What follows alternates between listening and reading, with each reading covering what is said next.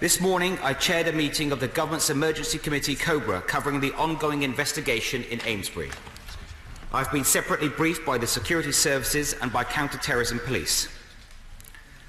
A 45-year-old man and a 45-year-old woman were found to be unwell at a property in Muggleton Road in Amesbury on Saturday. Both are British citizens. Paramedics attended the scene and admitted the pair to the A&E department at Salisbury District Hospital. Here they were treated for exposure to an unknown substance. Further testing by expert scientists in chemical warfare at Porton Down Laboratory confirmed this to be the nerve agent of the type known as Novichok. This has now been identified as the same nerve agent that contaminated both Yulia and Sergei Skripal. The pair are currently in critical condition, and I'm sure the whole House will join me in wishing them a full and swift recovery. That public safety is of paramount importance. Public Health England's latest assessment is that, based on the number of casualties affected, there is no significant risk to the wider public. That people who have visited the area, the areas that have been recently cordoned off, that they should wash their clothes and wipe down any items that they may have been carrying at the time. She has also urged people not to pick up any unknown or already dangerous objects such as needles or syringes. We have a well-established response to these types of incidents and clear processes to follow. All the sites that have been decontaminated following the attempted murders of Sergei and Yulia Skripal are safe.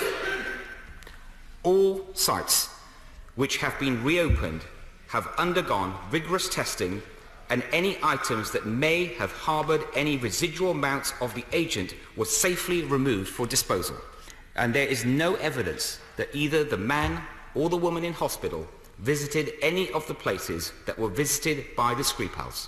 Our strong working assumption is that the couple came into contact with the nerve agent in a different location to the sites which have been part of the original clean-up operation. Local residents can expect to see an increased police presence in and around Amesbury and Salisbury. All 6 sites that were visited by the pair before they collapsed have been cordoned off and are being securely guarded as a precaution.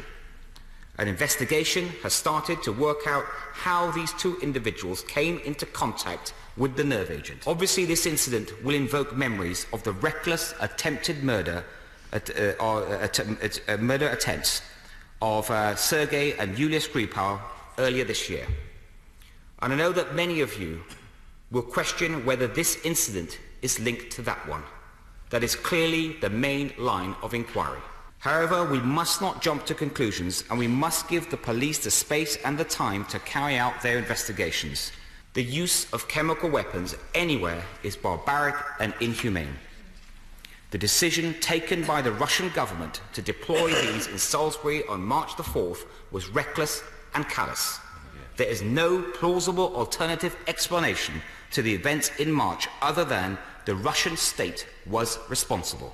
We have already seen multiple explanations from state-sponsored Russian media regarding this latest incident. We can anticipate further disinformation from the Kremlin, as we saw following the Salisbury attack. The eyes of the world are currently on Russia, not least because of the World Cup. It is now time that the Russian state comes forward and explains exactly what has gone on. We do not have a quarrel with the Russian people. Rather, it is the actions of the Russian government that continue to undermine our security and that of the international community. We will stand up to the actions that threaten our security and the security of our partners. It is completely unacceptable for our people to be either deliberate or accidental targets, or for our streets, our parks, our towns to be dumping grounds for poison. We will continue with our investigations as a matter of urgency, and I will keep the House and the public updated on any significant developments. I commend this statement to the House.